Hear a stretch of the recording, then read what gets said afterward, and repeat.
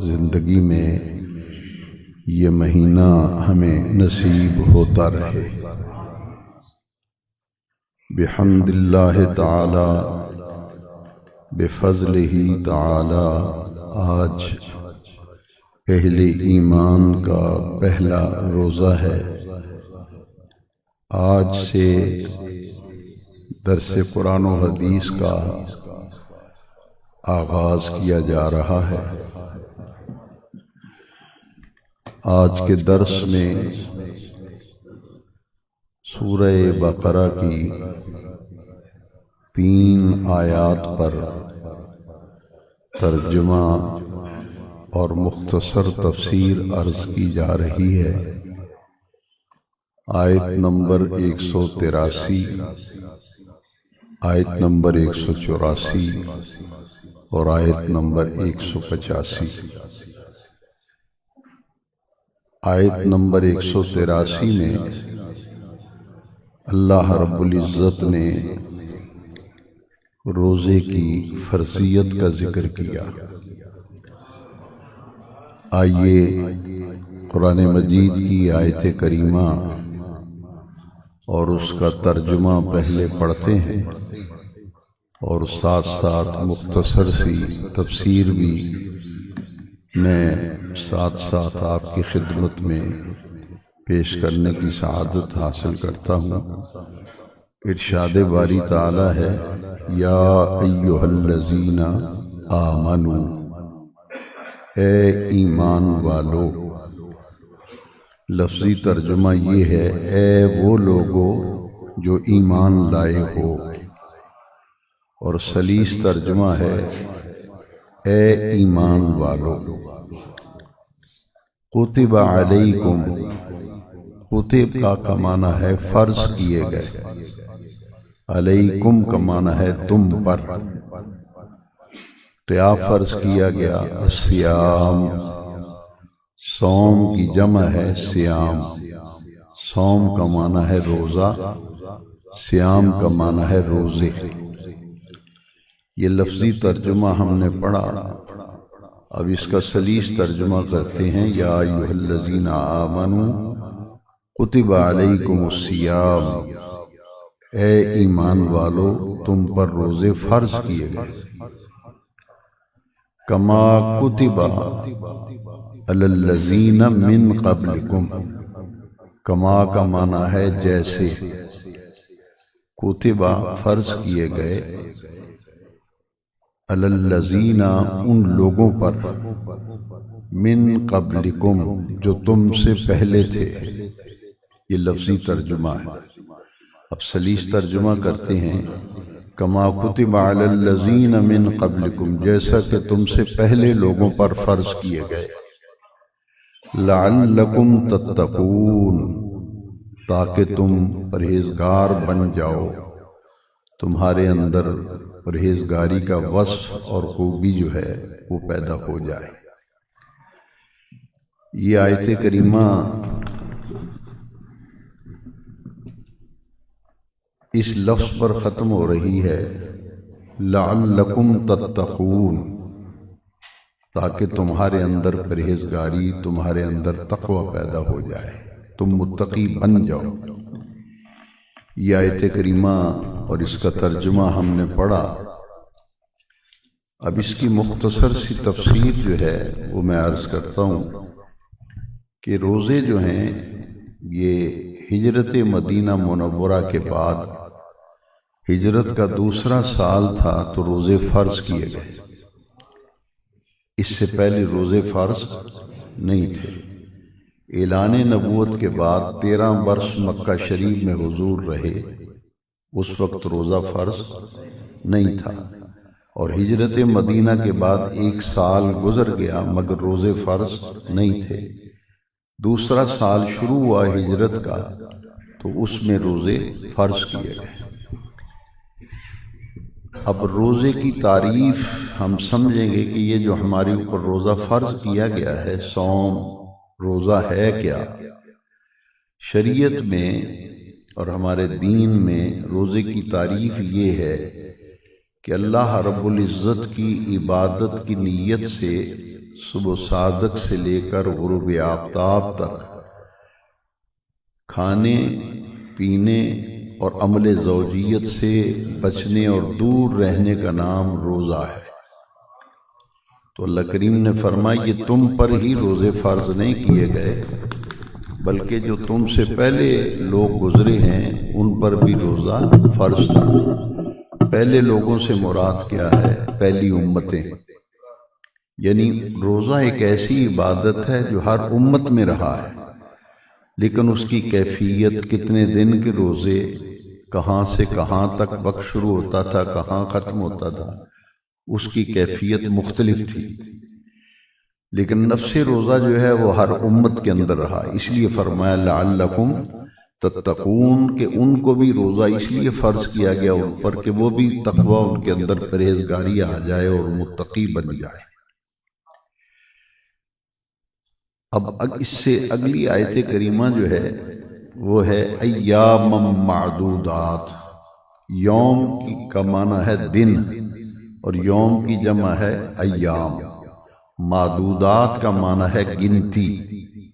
ایام معدودات گنتی کے دن ہیں، یعنی 29 یا 30۔ آدمی گننا شروع کر دیتا ہے، 5واں روزہ آ گیا، 7واں آ گیا، 10واں آ گیا، یعنی پتہ بھی نہیں چلتا اور مہینہ جو ہے وہ گزر جاتا ہے۔ ایام معدودات کا معنی ہے گنتی کے چند دن ہیں، گنتی کے چند دن ہیں، وہ چند دن 29 یا 30 ہیں۔ اب اللہ رب العزت نے فرمایا فمن کان منکم مریضا، فمن کان منکم مریضا، فمن کا معنی ہے پس جو شخص، کانا کا معنی ہے ہو، منکم تم میں سے، مریضاً بیمار، مریض، او علی سفر یا سفر پر، یہ اس کا لفظی ترجمہ ہے۔ فمن کان منکم مریضاً او علی سفر، سلیس معنی یہ ہے تم میں سے جو کوئی مریض ہو، بیمار ہو یا سفر میں ہو، فعدۃ من ایام اخر، عدۃ کا معنی ہے لوٹائے، من ایام اخر، رمضان شریف کے علاوہ اگلے سال پورے 11 مہینوں میں جب چاہے جو بیماری اور سفر کی وجہ سے روزے چھوڑے تھے وہ روزے پھر رکھے۔ یہ رخصت دی ہے اللہ کریم نے بیمار اور مسافر کو۔ آگے اللہ کریم نے فرمایا وَعَلَى الَّذِينَ يُطِيقُونَهُ، اور وہ لوگ جو روزہ مشکل سے نبھاتے ہیں، انہیں بیمار ہے، ان میں دائمی مریض، بڑھاپا، حاملہ عورت، دودھ پلانے والی عورت، ان کو رخصت ہے کہ وہ روزہ نہ رکھیں۔ اسی طرح مسافر اور مریض کو بھی رخصت ہے، لیکن اس آیت میں ان لوگوں کا ذکر ہے جو دائمی مریض ہیں، روزہ رکھنے کی طاقت ہی نہیں، مشقت ہے، بیماری ہے، تو وہ روزہ رکھنے سے بیماری بڑھے گی یا نبھا نہیں سکیں گے، روزہ مکمل نہیں کر سکیں گے، ان لوگوں کے لیے رخصت ہے۔ فدیۃ طعام مسکین، وہ روزہ نہیں رکھیں گے اور فدیہ دیں گے، روزہ نہیں رکھیں گے، فدیہ دیں گے۔ وہ فدیہ کیا ہے؟ طعام مسکین، ایک مسکین کا کھانا، طعام کہتے ہیں کھانے کو، مسکین کا کھانا جو ہے وہ ایک روزے کے بدلے میں 2 وقت کا کھانا جو ہے یہ مسکین کو فدیہ دے دیں گے۔ ایسا بیمار کہ ڈاکٹر کہیں کہ ان کے دوبارہ صحت یابی کا کوئی امید اور امکان نہیں، یا گھر والے دیکھیں کہ اتنا لاغر بیمار ہے کہ یہ بیچارہ اس کے دوبارہ صحت یاب ہونے کی توقع نہیں، اس شخص کو رخصت ہے کہ وہ فدیہ دے دے، روزہ نہ رکھے، 2 وقت کا کھانا ایک روزے کا فدیہ ہے۔ اس آیت مقدسہ کے بارے میں ایک وضاحت ہے جو تفسیروں میں موجود ہے۔ جب روزے فرض کیے گئے نا، کما کتب علی الذین من قبلکم کتب علیکم الصیام، تو شروع میں اللہ کریم نے، چونکہ لوگ روزے رکھنے کے عادی نہیں تھے، روزہ فرض ہی نہیں تھا، اللہ کریم نے آسانی رکھی کہ روزہ نہیں رکھتا تو 2 وقت کا کھانا کسی کو دے دے۔ لیکن اس سے اگلی آیت جب نازل ہوئی تو یہ رخصت جو ہے یہ ختم ہو گئی، یہ رخصت ختم ہو گئی۔ اس لیے یہاں معنی کیا جاتا ہے کہ وہ لوگ جو روزہ رکھنے کی طاقت نہیں رکھتے، نبھا نہیں سکتے، ان کے لیے رخصت ہے کہ 2 وقت کا کھانا ایک مسکین کو دے دیں۔ فمن تطوع خیرن، جو اپنی مرضی سے نیکی میں اضافہ کرے، اپنی مرضی سے نیکی میں اضافہ کرے۔ ایک مسکین کا 2 وقت کا کھانا ہے نا، ایک روزے کا فدیہ۔ اس آیت کا معنی یہ ہے کہ وہ 2 آدمیوں کو کھانا دے دے یا 3 کو دے دے، فَهُوَ خَيْرٌ لَهُ، وہ اس کے لیے بہتر ہے۔ کھانا تو ایک مسکین کا فدیہ ہے نا، 2 وقت کا کھانا ایک روزے کا فدیہ ہے، لیکن اللہ کریم نے فرمایا فَمَن تَطَوَّعَ خَيْرًا فَهُوَ خَيْرٌ لَهُ، جو اپنی مرضی سے ایک کی بجائے 2 بندوں کو کھانا دے دیتا ہے، 3 کا دے دیتا ہے، اللہ کریم نے فرمایا یہ تمہارے لیے بہتر ہے۔ اب اس آیت نمبر 184 جو ہے، اس کے آخری جو حروف ہیں وہ بڑے قابل توجہ ہیں۔ وَأَن تَصُومُوا خَيْرٌ لَكُمْ، بیمار اور مسافر کو روزے کی رخصت ہے، لیکن دیکھیے کتنی پیاری بات ہے، لیکن بیمار و مسافر اگر روزہ نبھا سکتا ہے تو اللہ کریم نے فرمایا وَأَن تَصُومُوا، اور اگر تم روزہ رکھو خَيْرٌ لَكُمْ، تمہارے لیے اس میں خیر ہے، تمہارے لیے اس میں اور بہتری ہے۔ ان کنتم تعلمون، اگر تم جانتے ہو۔ روزہ رکھنے کی رخصت بھی دے دی اور ساتھ بتا بھی دیا کہ اگر رکھ لو گے، جو بیمار نبھا سکتا ہے وہ رکھ لے۔ اللہ کو یہ بات بڑی پسند ہے، اس لیے فرمایا خیر اسی میں ہے، بہتری اسی میں ہے۔ یہ 2 آیتیں مکمل ہو گئیں۔ تیسری آیت اب پڑھتے ہیں سورہ بقرہ کی۔ شہر رمضان الذی انزل فیہ القرآن، شاہ کا معنی ہوتا ہے مہینہ، رمضان الذی یہ وہ مہینہ ہے، انزل اتارا گیا، فیہ اس میں، القرآن، یہ لفظی ترجمہ ہے، سلیس ترجمہ ہے کہ رمضان وہ مہینہ ہے جس میں قرآن اتارا گیا۔ اور یہ قرآن کا تعارف اللہ کریم نے فرمایا ہدی للناس، ہدی للناس، یہ ہدایت ہے لوگوں کے لیے، ہدن ہدایت ہے، للناس لوگوں کے لیے، وبینات من الہدی والفرقان، یہ لوگوں کے لیے سراپا ہدایت ہے، وبینات من الہدی، اور اس میں ہدایت کی، والفرقان، اور حق اور باطل میں فرق کرنے کی واضح نشانیاں ہیں۔ بینات کا معنی ہے نشانیاں، وبینات من الہدی، ہدایت کی نشانیاں ہیں، والفرقان، حق اور باطل، سچ اور جھوٹ میں فرق کرنے کی واضح نشانیاں اس قرآن مجید کے اندر موجود ہیں۔ یہ قرآن کتاب ہدایت ہے۔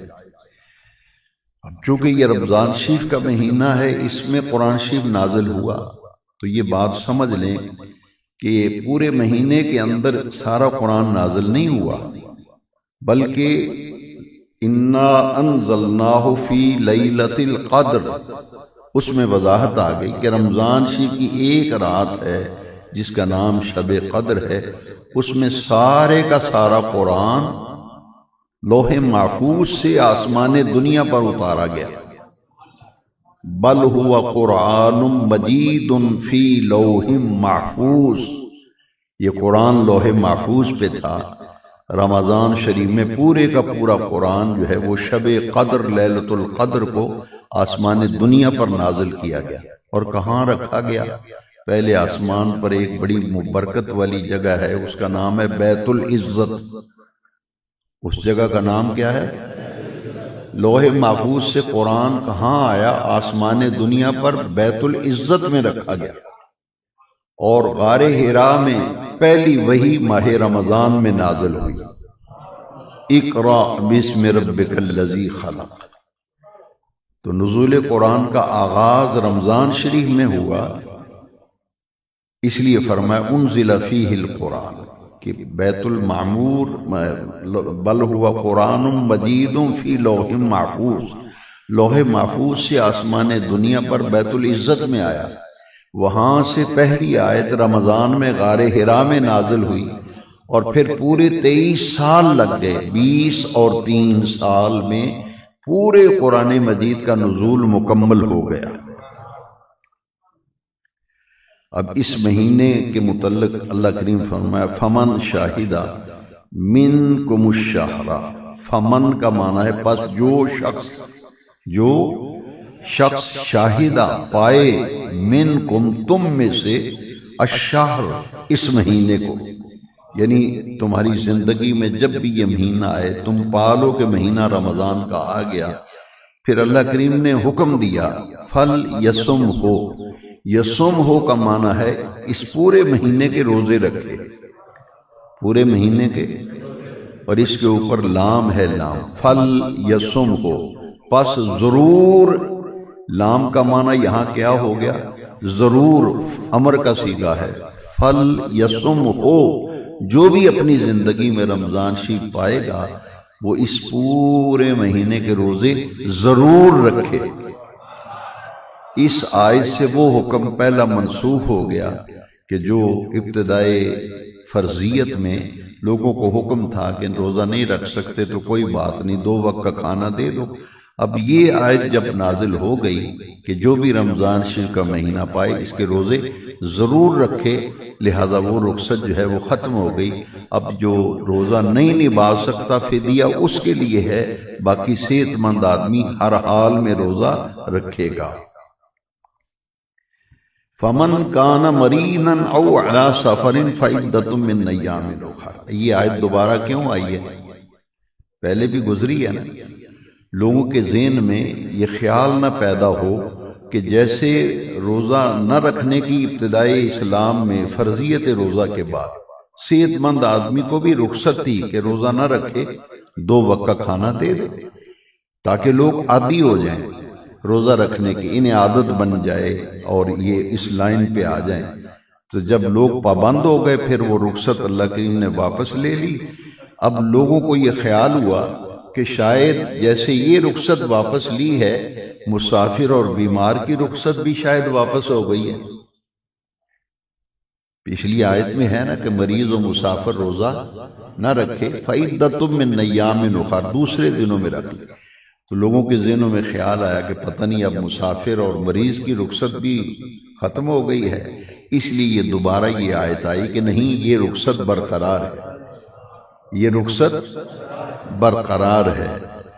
اس لیے یہاں بھی وہ لفظ آیا فعدۃ من ایام اخر، بیماری اور سفر کی وجہ سے جو روزے چھوٹے تھے وہ بعد میں پورا رمضان شریف کے بعد اگلے سال رمضان آنے تک وہ مکمل کرنے ہوتے ہیں، اکٹھے کر لیں، تھوڑے تھوڑے کر کے رکھ لیں۔ کوئی بھی شرعی حکم ہے نا، کوئی بھی شرعی حکم، نماز، زکوٰۃ، روزہ، حج، جتنے بھی احکام شرعی ہیں، اس آیت میں یہ وضاحت آ گئی۔ یرید اللہ، اللہ چاہتا ہے، اللہ کا ارادہ ہے، اللہ چاہتا ہے، بکم الاسرا، تمہارے لیے آسانی، بکم الیسرا، یرید اللہ بکم الیسرا، اللہ تمہارے لیے آسانی چاہتا ہے۔ یسر کا معنی ہے آسانی، اسر کا معنی ہے تنگی۔ یسر کا معنی آسانی اور اسر کا معنی تنگی۔ یرید اللہ بکم الیسرا، اللہ تمہارے لیے آسانی چاہتا ہے، تمہیں تنگ نہیں کرنا چاہتا، نہ تمہیں تنگی دینا چاہتا ہے۔ نماز، زکوٰۃ، روزہ، حج، جتنے بھی احکام شرعی ہیں لوگوں کو تنگی دینے کے لیے نہیں ہیں، اللہ تو تمہارے لیے آسانی چاہتا ہے، اس میں تمہارے لیے خیر ہے، اس میں تمہاری اصلاح ہے، اس میں تمہارا آخرت کا نفع ہے، اس لیے تم پر یہ شرعی احکام لاگو کیے گئے ہیں، اس لیے فرمایا اللہ تمہارے لیے آسانی چاہتا ہے، وہ تنگی نہیں چاہتا، دشواری نہیں چاہتا اللہ تعالیٰ۔ کوئی بھی شرعی حکم ہو، اب اللہ کے فرمایا وَلِتُكْمِلُوا الْعِدَّةَ، وَلِتُكْمِلُوا جمع کا صیغہ ہے، اور گنتی پوری کرو، عدت کا معنی گنتی، عدتن، لِتُكْمِلُوا کا معنی ہے اسے گنتی مکمل کرو، وَلِتُكْمِلُوا الْعِدَّةَ، اور اللہ تعالیٰ کی رضا اور خوشنودی کے لیے روزوں کی تعداد پوری کرو، روزوں کی تعداد پوری کرو، 29 یا 30۔ یہاں زیادہ وقت میں نہیں لوں گا اس سال، تھوڑا سا یہ سمجھ لیں کہ 29 روزے اگر ہوں گے تو ثواب پورے 30 روزوں کا ملے گا،